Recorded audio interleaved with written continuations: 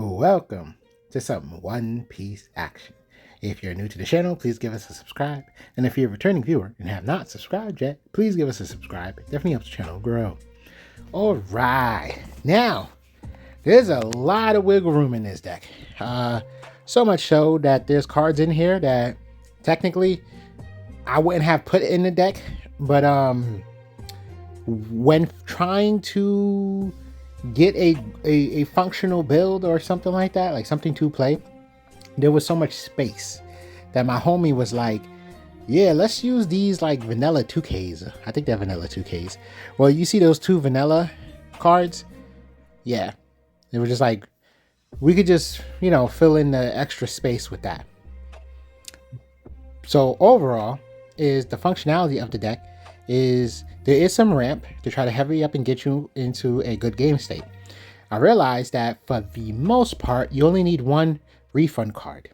And thanks to 8-drop Katakuri, there's a delicious curve where you can have pudding and, well, curve wise, right? So not and or. So it's like pudding, then for the next turn, pudding and or, I shouldn't say and, because it's not like you can play both of them, right, at this point. Okay, so work with me.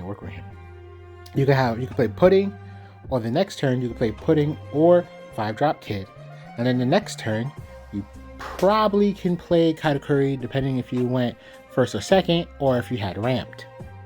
Now, because of the leader ability, you only need one of these refund cards to be on the board. So technically, there's a lot of wiggle room if you want to adjust the ratio of what I consider refund cards, right? If you want to work those ratios. But once you ramp to your 10 Dawn state, you barely need one of these things on the board. And I was like, wow, there's so much space to do things. It's wonderful. It truly is wonderful. There's so much space to do things because Killer is a phenomenal card, the 5-drop killer that allows you to restand your leader. And then your leader ability is not once per turn, so you get to, execute the leader ability over and over and over again. So you see here, we have our 8-drop Katakuri. He's going to give us our Dawn back. So, you get what I'm saying? Now, anyway, 8-drop or 8 Dawn is late enough in the game to increase your odds of finding your Katakuri, whether it's through life, or you're drawing into it, or you play a search card. So it's kind of perfect for this deck. It kind of really works out. But on your journey to that Dawn state, you still have a pudding or a 5-drop Kid.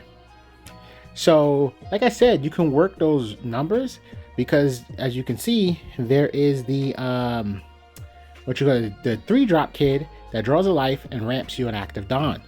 That is effective because it can help you get to the game state that you want on both ends of the court. Ramps your Dawn and draws a life, so you can, hit that life total and just start swinging and going crazy. The fun part about 8-drop Katakuri with this leader is that he adds to the aggression, because it encourages you to swing and then you just restand. You understand? You see what I'm going? You see what I'm saying? It just flows perfectly with the aggressive levels of this leader, Red Purple Kid. And then here's an extra layer of fun. Every time you reach the 10 Dawn state, lots of cards become bricks. Even Dawn becomes bricks. Well, what do you mean by that? It's tough to have cards that ramp you or refund your Dawn or anything, or just plain purple, and you hit your 10 Dawn state, but you got nothing to help you minus your Dawn. Think about it. You're at your 10 Dawn state. Oh, look, I love this. I love this right now. Look at that. Aggression, power, GG, bricks. Because that's what this meta is about, bricks. Anyway, back on track. So, yeah, you're a purple deck. Work with me here. You're a purple deck. You've hit your 10 Dawn state. Now what? Well, you literally can eat 2 Dawn. Every turn. You could do -1, minus another one, or -2, depending on whatever effect you're trying to execute. Right? So it's like you're wasting potential. You're wasting power plays and opportunity. So now it's like, well, what Dawn minus cards are going to be worth it for the deck, right? Okay, that's just a thought. But yes, you're purple. You want to take advantage. Then you have ramp cards or refund cards, right, in the deck. And you're at your 10 Dawn state. Well, guess what? Now you can go Dawn -3. That's power plays, right? And then if you have 2 sources of ramp / refund, you could go Don -4. So with all that being said, I realized, wow, there's so much space in this deck with, with the nice healthy blend. Katakuri really, because he's also a blocker, keep that in mind. Katakuri really like helped things out. So you can actually afford to eat up the Don. You can really go for it now, right? Because you're playing a healthy amount of cards that can help maintain your Don state. So you could really go for it. So like there's a wonderful play where you could technically swing with, you could play Punk Rotten, leader ability, 5-drop killer, leader ability again. And as long as you have a 1 refund card or 2 refund cards or Katakuri really, and as long as you have Katakuri, you see that search card, and I'll get to that in a second. As long as you have Katakuri on the board plus something, you're gonna get 2 Don back, and then 2 Don for the start of the turn, back in your 10 Don state. So the build actually allows you to go ham and cheese in the paint, or turkey and cheese, depending on what you eat, right? So I love it. I love the flexibility. It was so the core components, like how should I say, so flexible. The core components, it didn't need a lot that we end up having extra room, and we had to figure out, well, how do we optimize? Like, what cards can we play? So my homie was like, well, we have the search event that, it gets 4 and up, right? The search, you really want Katakuri more so not only you have pudding, but you have the search event to find Katakuri, right? Just to get that out there. So he was just like, well, let's put these 2K characters in there, so that way at least you can just pluck some extra counter power. And I respect it, but it confuses me because it's like, I feel like there's better options. I don't really know, but it just feels like that there's better options out there. But look what it's doing for us right now, right? It's allowing us to be extra aggressive. Keep in mind, we can freely Don -1 because of pudding. So yeah, I'm actually happy with the build, but I don't per se feel like this is the final variant for the deck. Well, no, not even. I'm deliberately stating that. Like, what I'm trying to say is, anybody out there that has ideas, if you want to see the current list, to work on it, I gotta emphasize that, right?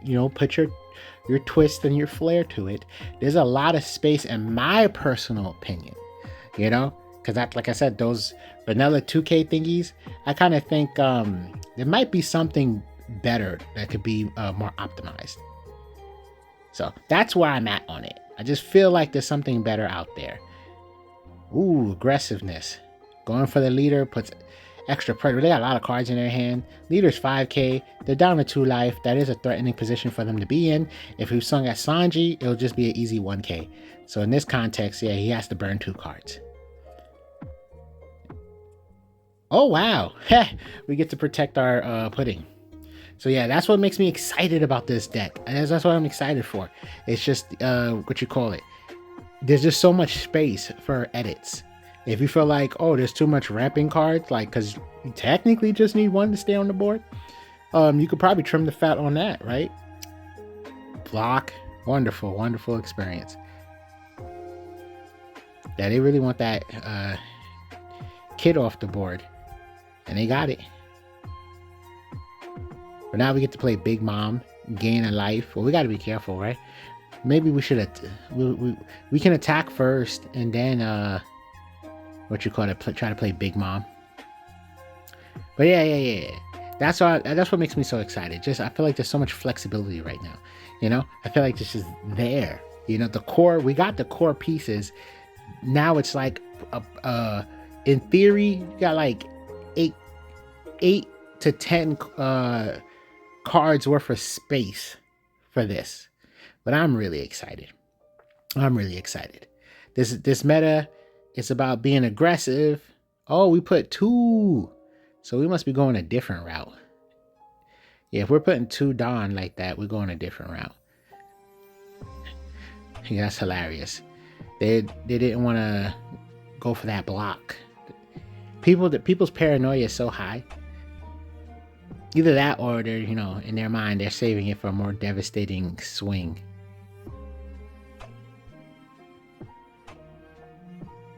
Because at this point, I feel like no matter what, if you block, you're going to have to discard a card, right?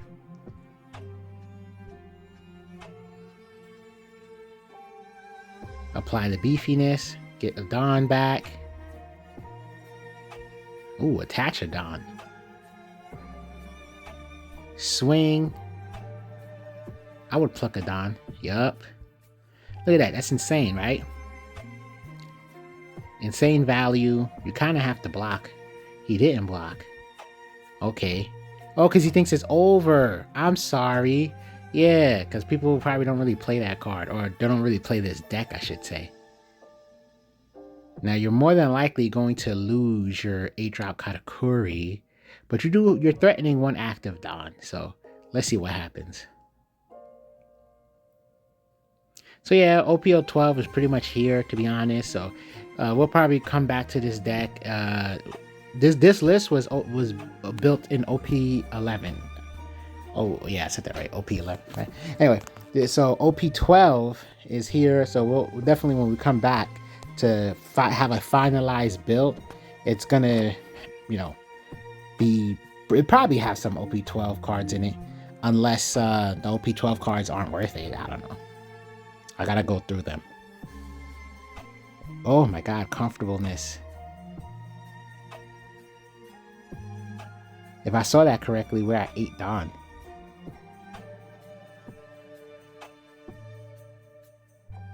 We ate a lot of pieces too. 1, 2, 3, 4.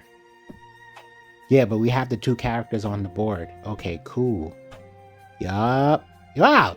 Basically what I said happened, and I didn't even realize it doing all that talking. I just realized we achieved the game state that I was talking about.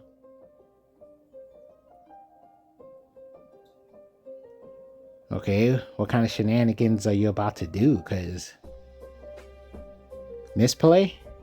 Oh, no, I get it. Because if we block, we're going to lose the card. That's what he's trying to do. He's trying to put us in a position where we might not be able to afford to block. But this is like low-key endgame state anyway. Especially since we have another killer in our hand.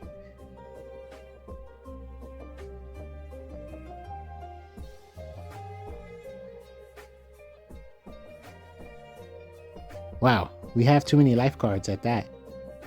So it doesn't help to... Yeah, it didn't help. It didn't help to lower the power of our blocker. He didn't have enough attacks. This is an interesting game state, though. He has 2 blockers, but 3 cards in hand, no life. So there is no gaining extra counter power. What he got is what he got.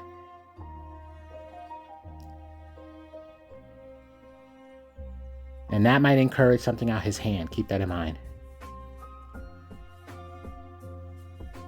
And we got 1, 2, 3, 4 attacks here. Okay, free block. Trying to be conservative. Conserve that currency. Swing for 7. It doesn't matter. Yeah, you should know. There's too much going on. We got 2 more attacks. You can't afford it. Okay, free block, and then, yeah.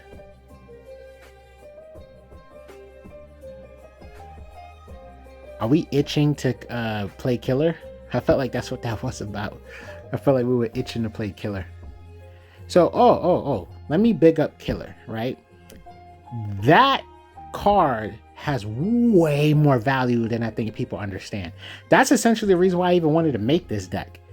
That card, that value is insane. Nobody understands like how strong... Well, I kind of feel like people underappreciate how strong it is to be swinging multiple times in a turn. It's literally game changing. So it's like you could be behind.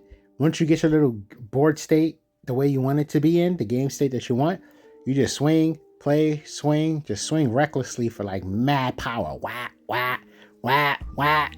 Like, what are they doing to that? You know, that free 2K pump is insane. Well, it's not free, you die minusing, but you get my point. So it's all a little too devastating in my book. Oh. We are drawing life cards. Hopefully we survive. This actually works out pretty healthy. We ramp the whole turn basically, and there we go. And that's another thing, especially like against this leader here, is like, look what we got on the board. We technically have two 5K characters. Our leader has the ability to just pump, right? And the 5K characters just need one Don. So as long as we can afford Don X1, swing, Don X1, swing, and then leader ability for no Don, just Don minus. That's a lot of pressure on this leader here. And that's essentially what it is with this leader. It's like a race. Because I ain't gonna lie, blue-purple Luffy, once he gets that board state, oh my god, just like you got 2 9-drops and then you get 2 more, or you know, a 9 and an 8. Once he gets that board state, that's when the game is just like so difficult. It feels like it's over. And then we essentially got the board state that we're looking for. So look at that. Yeah, they're in trouble. They don't understand it yet. Ah, that sucks. Yeah, that sucks. Ooh, 1-drop blocker. Okay, we get the double swing. Go for it. Grab it. Pluck it. Take it. Okay, there we go. So we get okay. So we can have a 4-drop blocker and a 1-drop blocker. So we have defense. We have defense. Oh, or we can actually double swing and develop that blocker. As long as we're doing things very Don efficiently. So that's 4 Don. So if we want to do the... Yeah, you can afford that. Swing. And then we have enough Don to play Killer and the 1-drop blocker. And that block is telling. That block is... Ooh! What are we doing? Isn't Killer like the same thing? Oh, but no, we don't have enough in play to compensate for that Don loss. Okay. Okay. So we're just going for the extra pressure, I guess. And oh! G. Thanks for watching. Brick City. Look at that. Ugh.